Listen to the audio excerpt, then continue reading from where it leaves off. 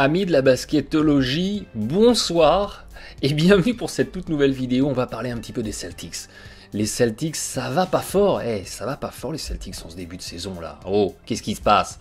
Eh bien, est-ce que c'est grave, docteur? On va passer au crible un petit peu cette équipe de Boston. On avait beaucoup parlé d'eux la saison passée. Équipe qui a connu l'ascenseur émotionnel avec la blessure de Hayward et puis derrière une remontada et un parcours fantastique jusqu'à un match 7 de finale de conf. Et puis là, on les attendait avec le retour de Hayward encore potentiellement plus fort sur ce début de saison. Et ils font un début de saison en demi-teinte avec un bilan de 7 victoires pour 6 défaites. Voilà, on a connu les Celtics sur des meilleurs auspices. Et bien, je vous propose qu'on passe un petit peu au crible cette équipe de Boston pour comprendre ce qui ne marche pas. Et pour répondre à cette question, est-ce que c'est grave? Est-ce qu'il faut s'inquiéter? Est-ce que les fans de Boston doivent avoir le cafard? Ou bien est-ce que c'est un épisode passager et que tout va aller mieux par la suite? Eh bien, le petit bilan actuel, c'est que les Celtics, eh bien, c'est la meilleure défense de la NBA. Et ils ont fini deuxième, le Jazz a coiffé Boston sur le fil dans les dernières journées de compétition pour arracher la meilleure place en défense la saison passée. Mais voilà, les Celtics, ils étaient une bonne défense, ils le sont toujours, donc ça n'a pas bougé. Le problème ne vient pas de là, le problème il vient plutôt de l'attaque. Il vient plutôt de l'attaque parce que là, Boston, c'est la 26e attaque de la NBA.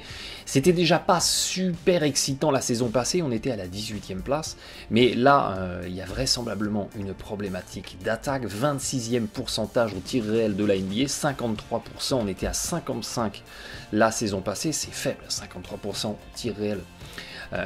C'est faible, et si on rentre un petit peu plus dans le détail de l'adresse, eh bien on se rend compte que cette équipe de Boston, et ça a toujours été le cas sous l'ère Brad Stevens, c'est une équipe qui tire beaucoup à 3 points, et on tire encore un petit peu plus à 3 points cette saison que les saisons passées. On est dans la tendance actuelle de la NBA, 42% de fréquence au tir à 3 points, pratiquement un tir sur deux, c'est énorme, et à contrario, on n'a que entre guillemets, la 14e réussite de la Ligue à 3 points, à 35%, on était à 37% la saison passée.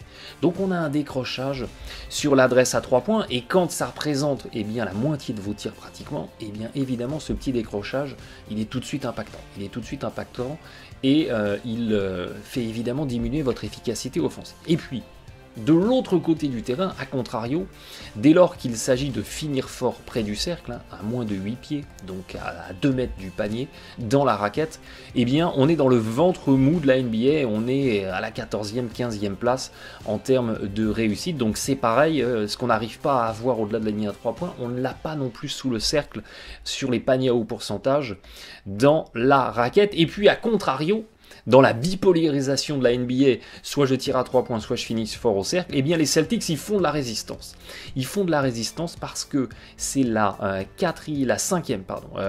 cinquième équipe de la NBA qui tente le plus de tirs à mi-distance, donc on continue de vouloir exister sur du tir à mi-distance, mais la réussite elle est très très faible. Regardez, parmi ces 6 équipes qui tentent le plus de tirs à mi-distance, eh bien les Celtics à 35%, ils sont très très loin derrière la moyenne des autres équipes, où on est généralement entre 40 et 42% sur du tir à mi-distance, exception faite des Warriors, eux ils sont à 50% en insolence, mais mis à part les Warriors, généralement le tir à mi-distance c'est 40-42%, les Celtics ils sont à 35%.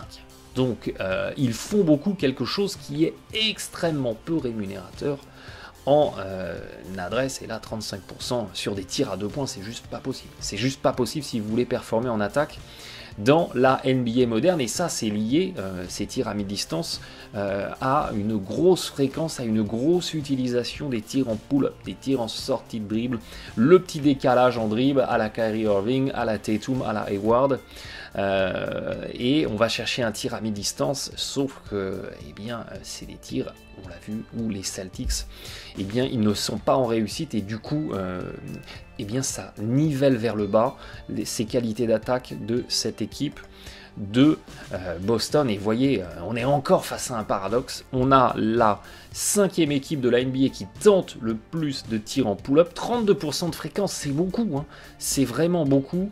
Et on a la 2e pire adresse, pratiquement la pire adresse de la NBA, en réussite sur ces tirs au pull-up. Donc on va faire quelque chose beaucoup qu'on ne fait pas bien. Et ça, c'est toujours un problème dans le basket et dans la vie. Et puis, à côté de ça, ok, pas spécialement à droit à 3 points, pas spécialement à droit au cercle.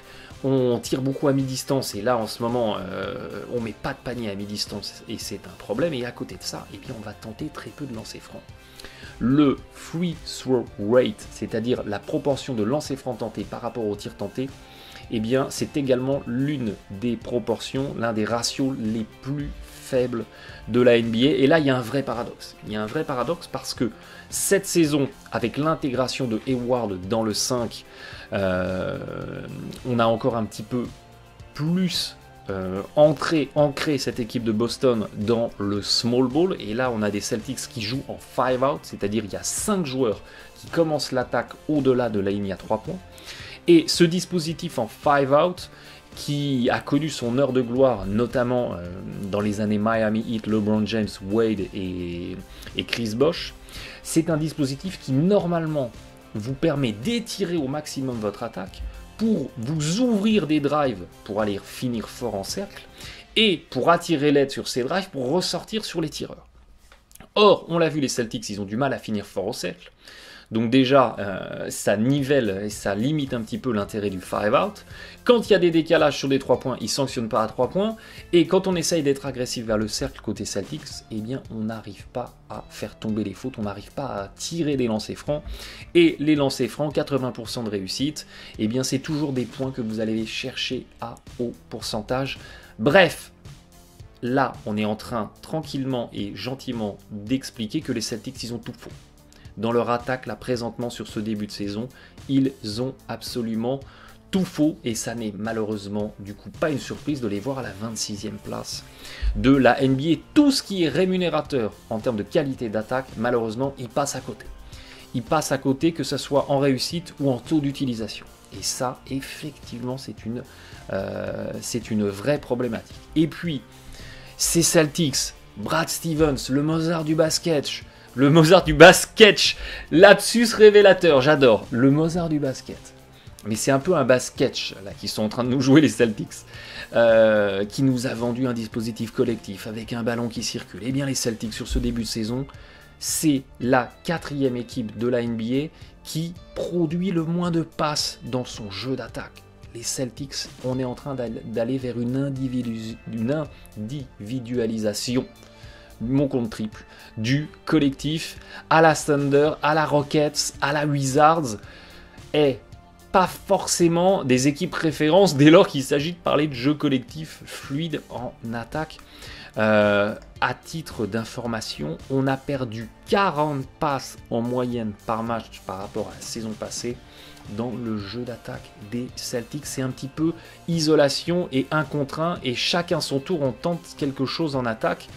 Et ça peut marcher en saison régulière face aux plus mauvaises équipes, mais dès qu'arrivent les playoffs, ça monte ses limites. Et quoi qu'il arrive, si derrière, sur des séquences d'isolation, on ne va pas trouver de la performance et de l'efficacité, eh bien, c'est pas suffisant pour vous permettre de construire une attaque. La fréquence des isolations de Boston a augmenté. Vous voyez qu'on a une équipe des Celtics sur ce début de saison qui est l'une des équipes qui tente le plus d'isolation. On est pratiquement à 10%.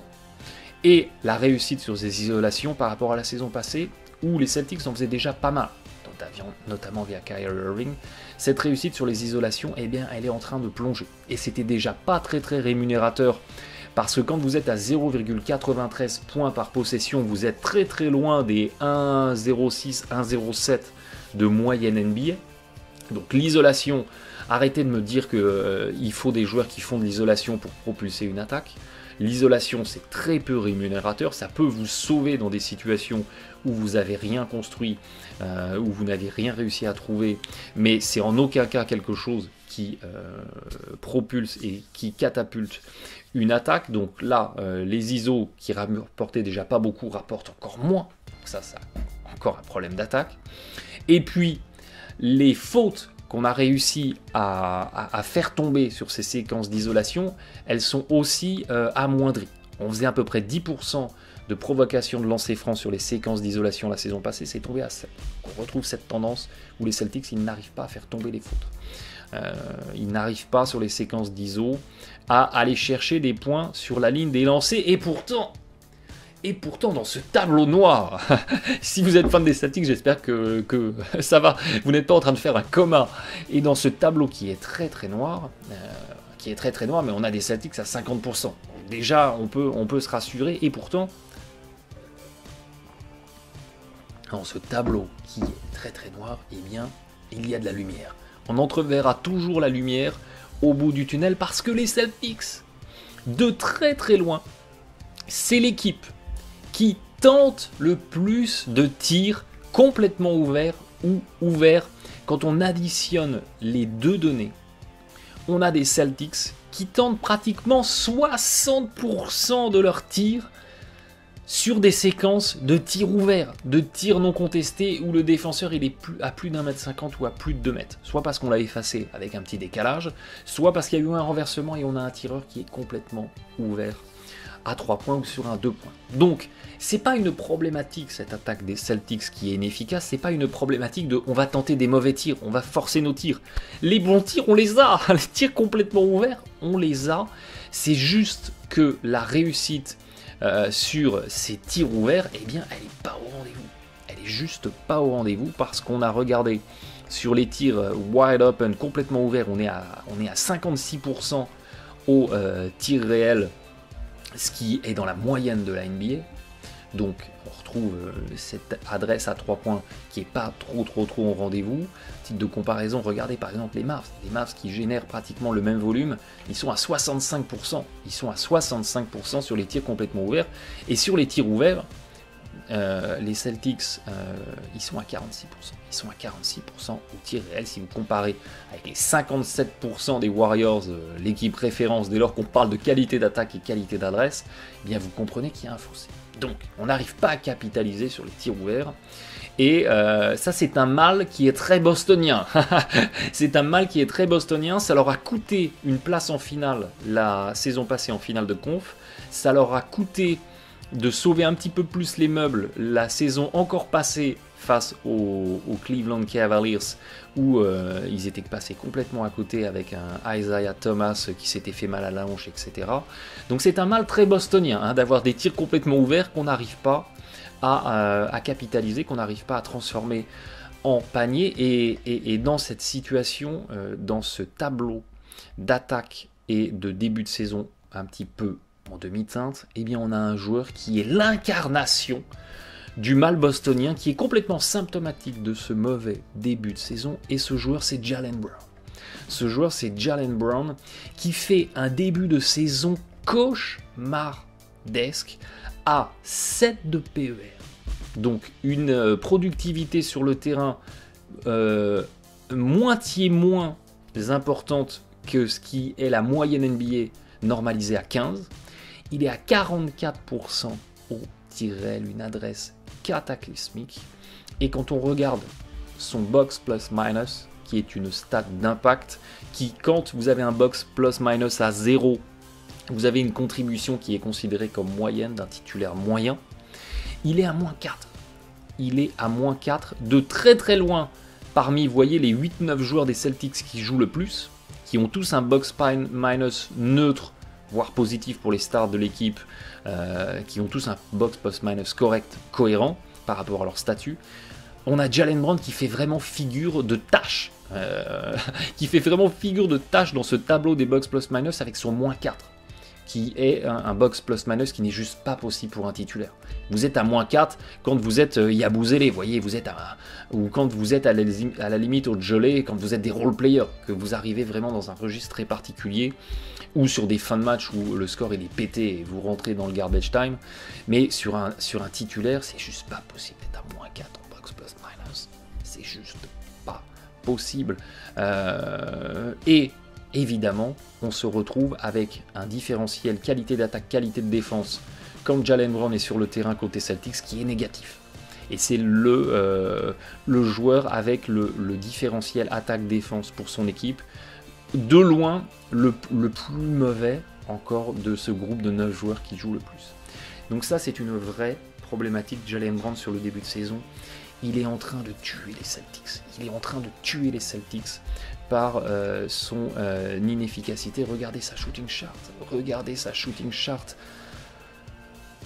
On croirait le Groenland. On n'a jamais vu autant de bleu, autant de glace qu'autre part que sur les lointaines contrées du Groenland. Même quand il va essayer d'attaquer le cercle, essayer de finir fort en dessous, il est à 43%. C'est juste pas possible. C'est juste pas possible. Et puis ce qui est aussi très inquiétant, c'est que ces ratios de passes décisives créées, ces ratios de rebonds arrachés sont eux aussi en train de dégringoler. C'est-à-dire qu'il n'y a pas non plus une problématique de panier marqué seulement, il y a aussi une problématique d'à côté des paniers. Eh bien, on n'arrive pas à produire autre chose, un petit peu de passe pour les coéquipiers ou un petit peu de rebond pour renforcer la défense ou les qualités de rebond offensif. Et à côté de ça, son pourcentage de perte de balles, il continue d'augmenter et son taux d'usage, il est stabilisé. Donc on a un Jalen Brown qui, si vous voulez, reste dans les standards de la saison passée, mais qui est en train complètement de se trouver dans ce qu'il peut apporter à son équipe de Boston. Parenthèse Jalen Brown refermée. Au-delà de ça, il y a encore une autre petite inquiétude, et ça fait beaucoup d'inquiétude. Il y a une petite inquiétude rotation. Parce que sur la saison passée 2017-2018, le 5 le plus utilisé par l'équipe, c'était le 5, effectivement, Tatum, Brown, Irving, Banks, Horford. De très loin, vous voyez, la config la plus utilisée, et c'est un 5 qui marchait très bien. Regardez le différentiel qualité d'attaque, qualité de défense. Il était au rendez-vous, c'est un 5 qui marchait très bien, sur lequel les Celtics pouvaient s'appuyer.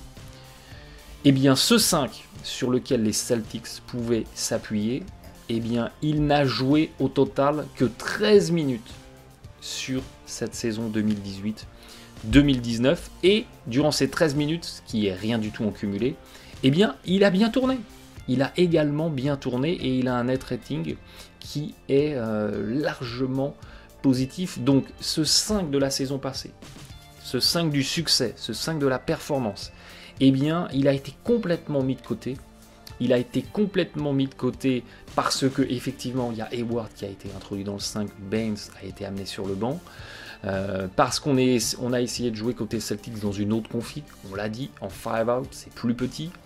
Mais au-delà de ça, une config où on intervertit Brown avec Hayward et où on garde Horford, Baines dans la raquette et puis Irving, Tatum, Hayward, cette config-là, elle n'a même pas été essayée, ne serait-ce qu'une seconde sur cette saison. Donc simplement, je prends le 5 de la saison passée et j'intervertis Brown avec Hayward, juste pour voir ce que ça donne. Les Celtics ne l'ont même pas essayé une minute sur cette saison, et là j'ai envie de dire c'est peut-être un petit peu dommage. Il y a peut-être sur le plan des tactiques, sur le plan des rotations, quelque chose à exploiter, ou quelque chose sur lequel on peut s'appuyer côté Celtics qui n'est pour le moment pas exploité. On sait que Brad Stevens est un fan des réajustements de 5, hein, c'est pas un joueur, c'est pas un coach comme un Billy Donovan par exemple du côté d'OKC qui verrouille un 5 majeur et qui s'appuie sur ce 5 majeur sur toute la saison quoi qu'il arrive. C'est un coach qui aime faire des petits ajustements, et il y a peut-être un petit ajustement à faire. Il y a peut-être un Baines à remettre dans le 5, il y a peut-être un Brown à faire sortir du banc, il y a peut-être un Hayward, pourquoi pas, à faire sortir du banc. Il y a peut-être quelque chose à essayer, que les Celtics n'ont pas encore essayé sur cette saison. N'imputez pas, et ça serait pour moi une erreur, le mauvais début de saison des Celtics à Gordon Hayward. Parce que Hayward, il revient de blessure, c'est normal qu'il soit un petit peu en sous-performance. Quand on regarde ses stats avancées, elles sont pas terribles, mais en aucun cas, il nuit à l'équipe. C'est-à-dire que certes, il ne contribue pas à hauteur du joueur qu'il a été du côté d'Utah, mais en aucun cas, il est vraiment nuisible à l'attaque des Celtics. Il y a juste effectivement une config, des rotations, des enchaînements dans les 5 qui doivent être trouvés côté Celtics, et pour l'instant, ils n'ont pas encore été trouvés, ou en tout cas, pas à un niveau que cette équipe de Boston, au niveau que cette équipe de Boston veut trouver. Alors est-ce que c'est grave? Parce que c'est un peu la question qu'on se pose depuis le début. Est-ce que c'est grave, docteur, cette faillite sur le début de saison des Celtics? Eh bien non, c'est pas du tout grave. C'est pas du tout grave parce que on a vu quasiment rien de la saison, et puis malgré ce tableau qui est extrêmement noir, les Celtics sont à 50% de victoire. Donc on a connu bien pire. Pourquoi c'est pas grave du tout? Parce que la défense des Celtics, elle est toujours là. Et dans le basket, pouvoir s'appuyer sur une défense de qualité, ça sera toujours un gage d'efficacité et ça sera toujours quelque chose qui vous dépannera à n'importe quel moment. Je suis beaucoup plus inquiet pour des équipes qui perdent leur qualité de défense, exemple les Rockets, que sur des équipes qui maintiennent un niveau de défense, mais à contrario ont une attaque qui passe par des petits trous d'air. Il n'y a pas de raison de s'inquiéter parce qu'on l'a vu, les Celtics, ils ont cette capacité dans leur attaque à générer plein de tirs ouverts. Et qu'il y a une problématique d'adresse, l'adresse c'est quelque chose à géométrie variable, ça fluctue. Il y a des périodes où tout rentre, on est en insolence, il y a des périodes où ça rentre pas, et quand vous êtes ultra dépendant du tir à 3 points, eh bien vous êtes obligé de vivre et mourir avec le tir extérieur. Et quand ça veut pas, en ce moment ça veut pas côté Celtics, et il n'y a pas de solution derrière, mais dès lors qu'on va retrouver un petit peu d'adresse, effet catalyseur sur l'attaque, et on va retrouver effectivement des qualités de réussite, des qualités d'attaque. Et puis, le début de saison, le calendrier du début de saison de cette équipe de Boston, qui n'a pas forcément été ultra simple. Parce que dans les tout premiers jours, cette équipe de Boston, elle a eu son plus gros road trip de l'année avec 5 matchs consécutifs joués à l'extérieur. Ça n'arrivera plus jamais de cette saison. Les prochains road trips de cette équipe de Boston, c'est 4 matchs à l'extérieur maximum à la suite. Là, ils ont enchaîné 5 matchs à l'extérieur à la suite, et sur ces 5 matchs à l'extérieur à la suite, il y en avait 4 face à des équipes calibre playoff, Pacers, Nuggets, Jazz et Portland, et tous ces matchs ont été perdus, mais ça a été perdu, quand vous regardez le score, ça n'a pas été des blowouts. Les Celtics ne se sont pas inclinés 125 à 75, où ils sont complètement passés au travers. Et même d'une manière générale, toutes leurs défaites sur la saison, ça a été des défaites où ils étaient plus ou moins encore au coude à coude, à nuancer bien entendu. Mais il n'y a pas de gros blowout où les Celtics se sont troués. Ça, c'est toujours l'avantage de pouvoir compter sur une défense solide, c'est que vous pouvez capitaliser là-dessus même quand il n'y a pas d'attaque. Donc, faillite de l'attaque, un joueur majeur du dispositif qui passe complètement à côté de son début de saison, un calendrier qui est pas facile, un gros road trip face à plein d'équipes de l'Ouest quali playoff. Vous me direz n'importe quelle équipe de l'Est qui a un road trip à l'Ouest maintenant, avec les Grizzlies qui se retrouvent à gagner des matchs, les Kings qui gagnent des matchs, les Lakers qui sont revigorés, les Clippers qui sont revigorés. Il reste plus que les Suns. Il reste plus que les Suns qui reste l'équipe que tout le monde peut partouzer sans demander la permission. Mais au-delà de ça, n'importe quel road trip à l'Ouest maintenant pour une équipe de la conférence Est, c'est compliqué. Mais là, voilà, les Celtics, ils ont eu un gros road trip qui, évidemment, les a mis un petit peu en difficulté. Et derrière, ils n'ont pas un bilan top. Ne pas oublier que la saison passée, sur le mois de février-mars, les Celtics étaient à 8 victoires, 8 défaites. Okay, pourtant, quand on parle des Celtics 2017-2018, c'est plutôt en bien. C'est plutôt pour parler de performance. C'est plutôt pour parler d'une saison réussie. Donc, le trou d'air arrive à un moment différent dans la saison. Il n'y a pas de raison. Il n'y a pas de raison que ça soit un phénomène structurel qui s'inscrive dans la durée, parce que les indicateurs qui sont au défaut du côté des Celtics sont des indicateurs qui peuvent que s'améliorer.